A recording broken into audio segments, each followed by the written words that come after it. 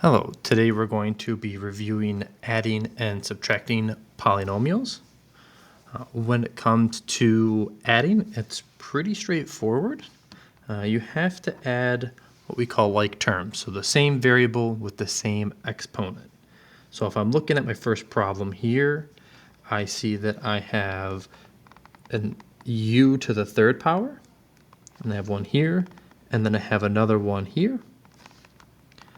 I have a u to the second power, so I have a positive 7u there, and a positive 4u squared here. And then lastly, I have just this positive 5 and this positive 8, the constants that have no variables. And all I'm going to do is just add up the reds together, the blues together, and the purples together. So 8 plus 7 is 15. So I get 15, and it's going to stay u to the third. Adding and subtracting won't change the exponent. The exponents will stay the same. And then 7 plus 4 is 11, and that's going to stay u squared. And then 5 plus 8 gets me 13. And that would be my final answer.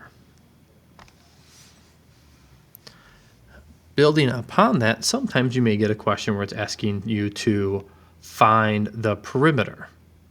And it's basically asking you to do the exact same thing, just on a shape. We're going to add up all the sides together. So same thing before, I'm going to highlight all the same terms, so all of the w's.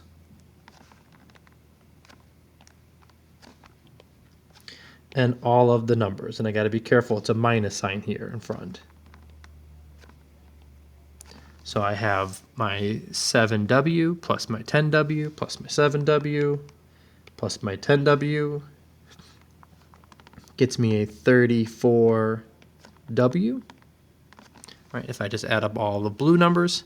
And then for my red, a -6, a -8, -6, and -8 gets me a -28.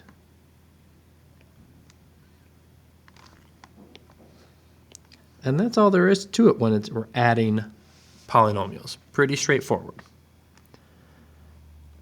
Subtracting is a little bit trickier. The trick to subtractions is to actually turn it into an addition problem. So we want to turn this, instead of a minus sign, think of it as like adding the opposite.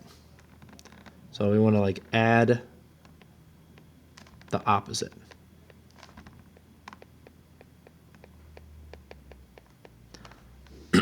So I'm going to turn this into a plus sign. And instead of a positive r, now it's going to become a negative r. And instead of a +4, it's going to become a -4. So all I did is I took this parenthesis here. It's always the one after the subtraction sign, and I'm going to make it the opposite. So I turn that r plus 4 into the opposite, which is -r minus 4. And then I'm going to do what we were doing for addition. So I have my r squared. I don't see any other r squares. I have my positive 8r and my negative r. And then I have my positive 9 and my -4. So I don't want to use this one anymore now that I've made it the opposite. So my final answer, 7r squared. 8 plus a -1 gets me a positive 7r. And then 9 plus a -4 gets me a positive 5. And so my answer would be 7r squared plus 7r plus 5. And we'll do one more example. So again, I see this minus sign. I want to turn it to the opposite. Turn it into a plus.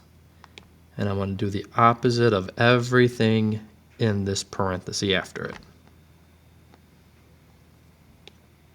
So I get a negative a squared minus 3a minus 5. And again, I don't want this anymore, so I'm going to cross it off. And then just like addition, I'm going to combine my like terms. So I have an a squared here with this negative a squared there, positive 9a, a negative 3a, a positive 5, and a negative 5. So I get 3a squared. 9 minus 3 is 6. And then 5 plus a negative 5 is 0. And you don't have to type in that 0. In fact, we'll just kind of do that. And we'll leave our answer as this 3a squared plus 6a. And that's all there is to adding and subtracting polynomials.